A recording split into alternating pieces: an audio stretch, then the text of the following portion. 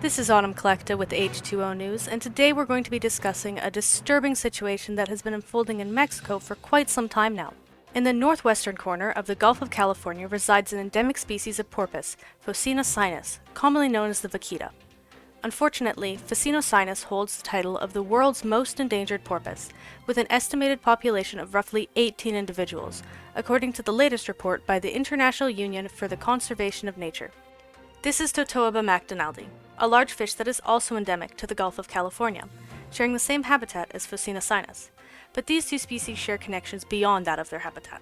Totoaba macdonaldi is largely responsible for the dwindling population of Phocoena sinus, though at no fault of its own. Totoaba macdonaldi is highly prized, as their swim bladders are considered a delicacy in China, being sold for tens of thousands of dollars. Starting in the 1930s, harvest of Totoaba macdonaldi using gill nets, a specialized fishing net that is hung vertically as to trap fish by their gills, skyrocketed in popularity, reaching a peak in the 1940s. Commercial Totoaba macdonaldi fishing became illegal in 1975, due in part to the rapidly declining population of Totoaba macdonaldi, which was listed as endangered at the time, but also due to the fact that the gill nets were unintentionally catching large quantities of Phocoena sinus. Phocoena sinus would often become entangled in the gill nets, which would prevent them from surfacing to breathe, causing them to drown.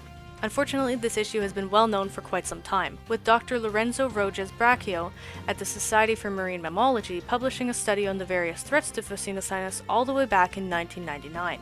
This study found that due to Phocoena sinus's natural rarity and highly limited distribution with a single population, the continued use of gill nets within the northwestern corner of the Gulf of California would have a dramatically negative effect on the species and most likely lead to their extinction.